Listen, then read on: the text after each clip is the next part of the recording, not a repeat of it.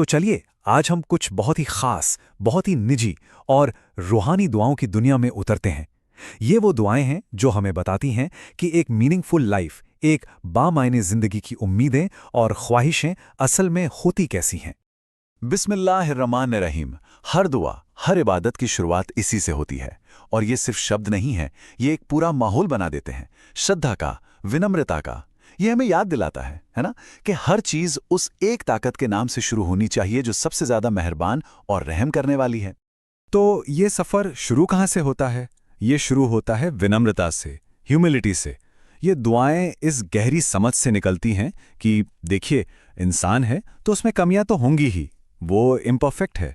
और बस इसी एहसास से अपनी कमजोरियों को मानते हुए माफ़ी की एक सच्ची पुकार निकलती है। और ये पुकार कैसी है? हम गुनाहगार हैं, सिर्फ आप ही हमारे पापों को माफ़ कर सकते हैं। मतलब इसमें पछतावा की एक सच्ची भावना है। ये सीधे दिल से निकली हुई एक अपील है। एक तरह से ये मानना है कि आपके सिवा और कोई है ही नहीं जो माफ़ कर सके, है ना? इसमें वो ईमानदारी है जो कहती है कि हम और जाएं भी तो कहाँ जाएं। और देखिए, ये कोई आम माफ़ी नहीं है। बात सिर्फ इतनी नहीं है कि गलती हो गई, माफ़ कर दो। नहीं, ये बहुत गहरी है। ये हर लेवल पर माफ़ी मांग रही है।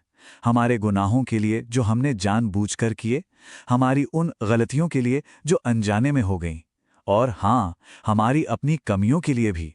ये एक बहुत ही गहरी सेल्फ अवेयरनेस है। तो ठीक है, माफ़ी की बात हो गई, लेकिन अब आगे क्या? अब ये दुआएं हमारी दुनियावी ज़िंदगी की तरफ मुड़ती हैं, जो हमारी रोज़मर्रा की चुनौतियां हैं, जो नैतिक उलझनें हैं, उनके बारे में बात करती हैं। आखिर इस दुनिया में जीना कैसे है, इसका रास्ता कौन दिखाएगा? तो यहाँ पर एक साफ साफ मॉरल कंपस दिखता है। एक तरफ वो चीज़ें हैं जिनसे बचना है, झूठ, जलन, घमंड, मुश्किलें, गरीबी। और दूसरी तरफ वो चीज़ें जिन्हें हासिल करना है, हलाल की कमाई, अच्छी सेहत और एक ऐसी ज़िंदगी जो ईश्वर को पसंद हो। तो ये सिर्फ क्या नहीं करना है की लिस्ट नहीं है, बल्कि क्या करना है का एक पूरा खाका है। हमें इस दुनिया और आखिरत की जिल्लत से बचा। ये लाइन बहुत कुछ कहती है। ये सम्मान के लिए, डिग्निटी के लिए एक बहुत गहरी इंसानी ख्वाहिश है। सिर्फ इस जिंदगी में नहीं, बल्कि मौत के बाद भी। ये सिर्फ पैसों की तंगी या मुश्किलों से बचाने की बात नहीं, ये अपमान से, शर्मिंदगी से बचाने की एक दिली तमन्ना है। दुनियावी जिंदगी की बात हो गई, अब आते हैं अंदर की दुनिया पर, मतलब आध्यात्मिक शक्ति की तलाश पर। दुआ करने वाला अपने अंदर कौन से गुण चाहता है, अपने ईमान को, अपनी आस्था को कैसे मजबूत करना चाहता है, चलिए देखते हैं। तो ये हैं वो विश्वास के स्तंभ। पहला, ईमान ए कामिल, यानी पक्का और पूरा विश्वास। फिर सच्चे कर्म, ऐसे काम जिनमें ईमानदारी हो। नमाज पढ़ने की तौफीक, पैगंबर की सुन्नतों पर चलने की हिम्मत, और हां, शैतान के बहकावे से सुरक्षा। तो यह सिर्फ मानने की बात नहीं, बल्कि इसे जीने की बात है। और अब इन दुआओं का जो सबसे बड़ा, सबसे अहम मकसद है, उसकी बात करते हैं। वो है आखिरत के लिए उम्मीद। मतलब इस दुनिया से अगली दुनिया का सफर और हमेशा की रहमत की उम्मीद। क्योंकि आखिरकार इस जिंदगी का अंतिम मकसद तो वही है ना। तो ये पूरी यात्रा कैसी दिखती है? देखिए, ये दुआएं एक पूरा रोड मैप बनाती हैं। पहला कदम, मौत के वक्त आसानी हो। दूसरा, कब्र में जब सवाल जवाब हो तो नरमी बढ़ती जाए। तीसरा, क़यामत के दिन जब कोई साया नहीं होगा तब पनाह मिले। फिर अमालनामा, यानी कर्मों की किताब सीधे हाथ में मिले। और आखिर में सबसे ऊंचे जन्नत, जन्नतुल फिरदौस में जगह मिले। हमें क़यामत के दिन की गर्मी और जहन्नुम की आग से बचा। सोचिए, ये उस वक्त के लिए एक कितनी बड़ी दुआ है जब कहा जाता है कि रूह सबसे कमजोर होगी। ये फैसले के दिन रहम और हिफाजत के लिए एक दिल को छू लेने वाली पुकार है।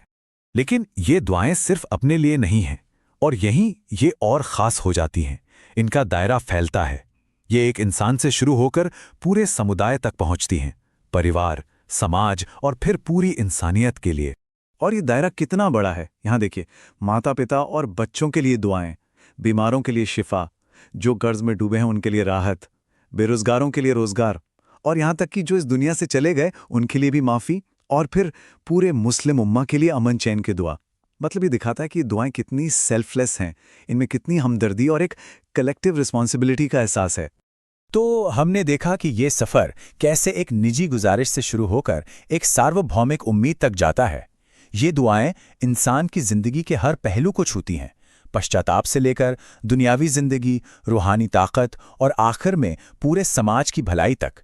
तो आखिर में ये सवाल बचता है कि ये दुआएं एक मीनिंगफुल लाइफ के विजन को, एक नज़रिए को कैसे बनाती हैं, न सिर्फ आज के लिए बल्कि आने वाले कल के लिए भी।